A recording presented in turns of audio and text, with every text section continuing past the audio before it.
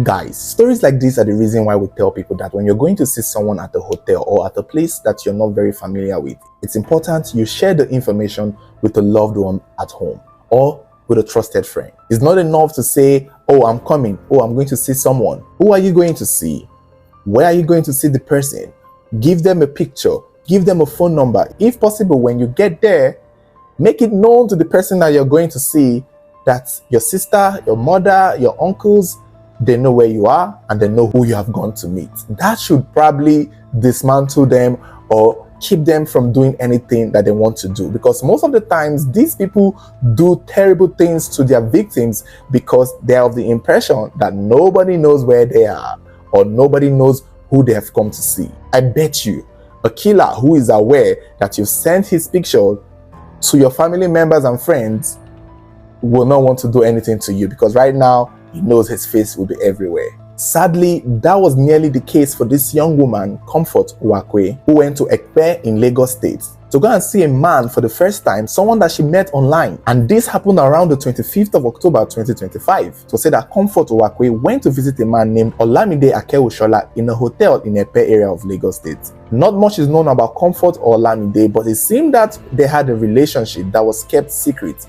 It may have been that they were friends online or they've been talking online. It's unclear. However, on the day Comfort went missing, which was on the 25th of October 2025, she told her younger sister named Virginia that she was going to see a friend in Ekpe. And when the sister asked who the friend was, she told the sister that she would not know the friend. So basically, Comfort's sister is asking her, who are you going to see? Who is this person? Give me a name. And she's like, no worry, you're not going to know him, you're not going to know him. This is a popular line now. From I dey come, from I'm coming, from don't worry, I'll come back, na, to you know go know am, you know go know am. And when the friend also asked, who are you going to see? She repeated the same line, you know go know am. Comfort proceeded to go to Ekpe to meet this said man, Olamide. And around 5 p.m., she called her friend and told the friend that she had seen the man. And then again, later on, she called the friend to tell the friend that we are at the bar.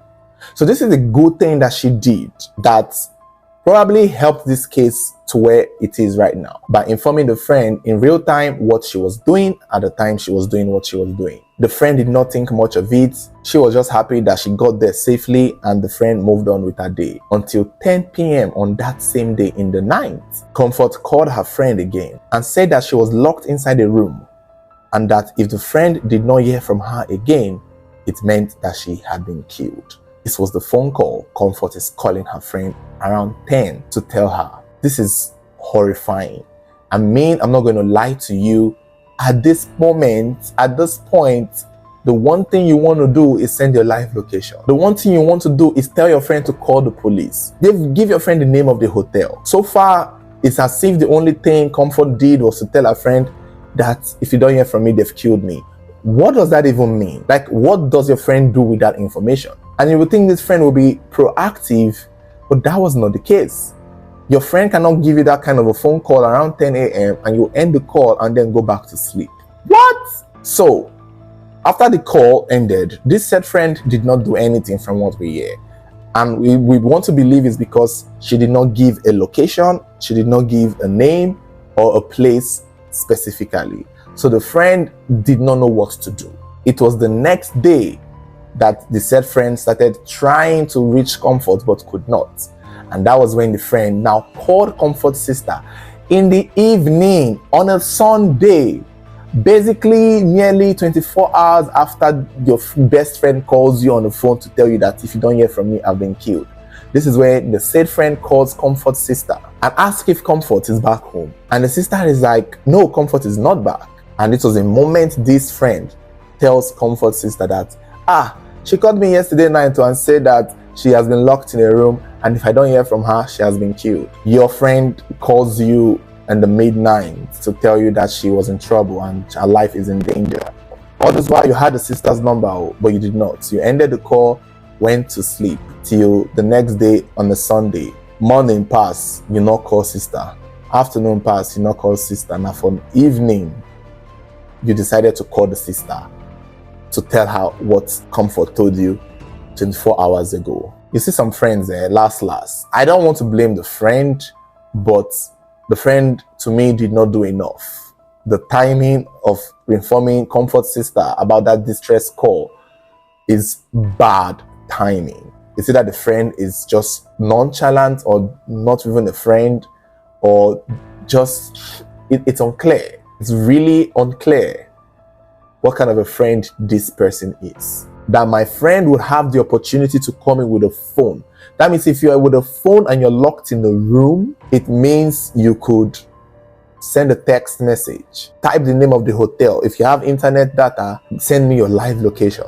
That 10 a.m. is when the work should have started. Because if they had done something on that, in that instant, the name of the hotel would have just been the best. Instantly, police would be called around that area to go to that hotel, and her life would have most likely been saved. But this is what the friend did, kept quiet for a whole 24 hours. After the said friend told Comfort's sister, the sister took action. However, not on that Sunday. So they went on a Monday, 2 days later, to the police. Hell, Comfort at this point should have just been gone. Are you kidding me? 2 days later, that was when Comfort's sister went to the police. And I think Comfort's friend also went with the sister. They went to the Makinde police station. The police then checked Comfort's call log, and they were able to find her last known number she called. And they began tracing the person. It took the police 1 month. 1 month, you all, before they could trace this said person Comfort went to see. You see, it's unfortunate because this did not have to happen. There were too many things that would have been done that would have most likely saved Precious's life if she's alive. If Precious had given a name, a picture, a phone number. If it's somebody you're talking to on social media, they have a picture. And even while you were there at the hotel live location, name of the hotel, these things would have helped save her life. But all she did was, you know go know am. And even when you had an opportunity to give a distress call, you still could not. No, Comfort really have a very unfortunate survival instinct. Eventually, 1 month later, the police were able to trace the phone number to a man named Olamide Akeowushola, who was arrested on the 26th of November 2025. Olamide initially denied knowing Comfort, as they usually do, and then he would change his story on multiple occasions. He did admit that she came to see him at his family hotel and then left. He later claimed that he gave her transport money when she was getting ready to leave on that same day. And when he was transferred to a different police station, he gave a different story, saying that when she was leaving, he saw her off to the highway, halfway, and then came back. He did not wait for her to get into a taxi or any transport bus. Later on, he admitted and claimed that Comfort was involved in an accident and was crushed by a trailer. There were so many conflicting details after everything he said, because the said day he claimed the accident happened, the police, the road safety officers, did not have any record of an accident within that period. If Comfort had been involved in an accident, it would have been on the record. But there was no record of an accident. However, there is something that makes the story a lot more confusing, because Olamide sticks to his claim that she had an accident and was crushed by a trailer. The police said that there was no record of an accident, although the police also claimed that around that period they saw a human leg on the road. A human leg on the road that they believe belongs to a female. Just a leg. And now they are saying they believe the leg belongs to Comfort. And the family is confused, because what do you mean leg? You just saw a human leg on the road? Even if a car crushed somebody, where did the rest of the body go to? Why is it just a leg that is on the road? Did the leg fall? Like, what is this? Was she in a grinding machine and the grinder forgot to grind the leg?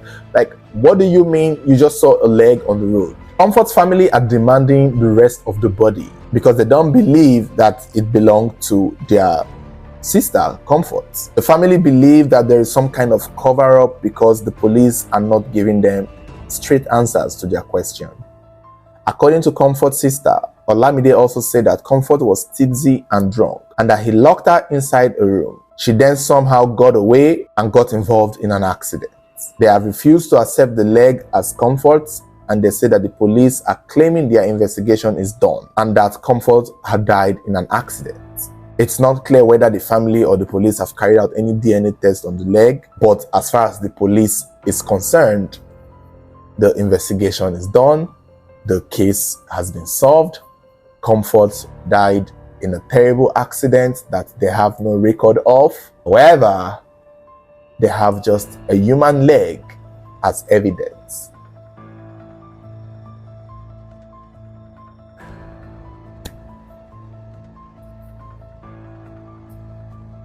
This is ridiculous. I don't know if I've seen a case like this before. What do you mean? Okay, first of all, you guys say you didn't see an accident. There is no record of an accident. Now, you guys saw a human leg on that day. You didn't see bloody parts. You didn't see head. You didn't see brain. You didn't see intestine.